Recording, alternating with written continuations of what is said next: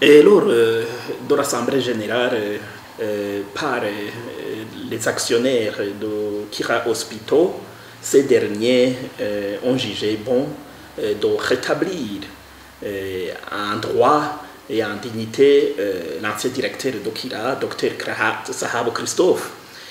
Donc, ils ont décidé de le rétablir dans ses fonctions professionnelles d'antan en tant que directeur général. Et tout a été fait après moultes enquêtes de ces actionnaires et ont abouti à prouver sans embâche que même le dossier qui est incarcéré illégalement, Dr Sahabo Christophe, ne reflète pas des aspects pénaux. Ils ont tiré la conclusion dans leurs enquêtes cohortes que le dossier n'est que civil et commercial entre les actionnaires. Alors, en conséquence du point de vue de la loi, c'est-à-dire que le dossier qui était pendant devant la justice burundaise devait normalement être revu. Il devait y avoir ipso facto l'octroi de la liberté à l'égard du Dr Sahabo Christophe si l'on s'en tient aux articles 156, 214 et 217 du Code de procédure pénale. Il vient d'être prouvé que rien ne lui est reproché par les mêmes actionnaires. Et tout a été fait également parce que il y a eu le recours requis à hauteur de 62 à 64% des actionnaires. Et ce que la loi autorise et permet, c'est-à-dire de pouvoir tenir une réunion, soit par vidéoconférence, et par procuration, et par réunion présentielle, a été bien fait.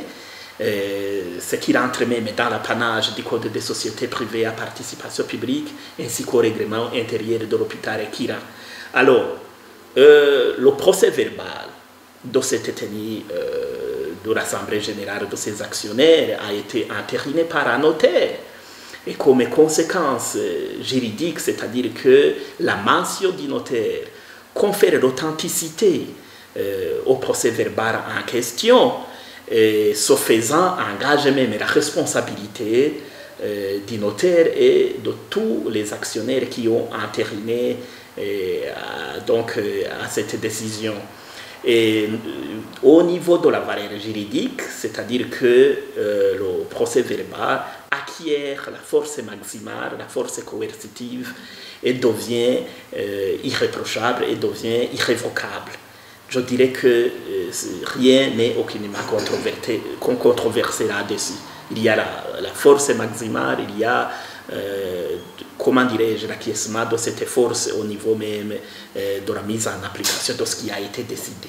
Même s'il y a un conseil d'administration à la tête un président autoproclamé et un directeur général ad interim, tous les actes seront considérés comme nuls et non avenus, étant donné même qu'ils se sont investis de façon illégale en dehors des articles 361, 359 et 365 du Code des sociétés privées à participation publique. C'est-à-dire qu'au niveau même de la conséquence juridique, il y a la nullité de tous les actes accomplis. C'est-à-dire que le conseil d'administration ne délibère valablement que si les actionnaires majoritaires sont présents, ce qui n'est pas le cas. Et donc, toute clause répétée, contraire, est nulle et non avenue. Mais aussi, qui plus est, dans cette affaire, si il y a un bras de fer là-dessus, c'est-à-dire qu'il y aura uniquement une force, sinon au niveau de la loi, tout a été bien entériné, il devait être rétabli dans ses droits. Aussi, ces actionnaires légaux, à la tête avec un président du conseil d'administration qui était là, qui a engagé la responsabilité d'Okira Hospital avec la tenue de cette assemblée, conformément à la loi. Ces actionnaires souhaiteraient aussi saisir les juridictions internationales, régionales et continentales, là où le droit est respecté, là où il y aura donc une force, comment dirais-je, intangible, qui est susceptible d'être affichée et collée à tout le monde parce que nul n'est censé ignorer la loi.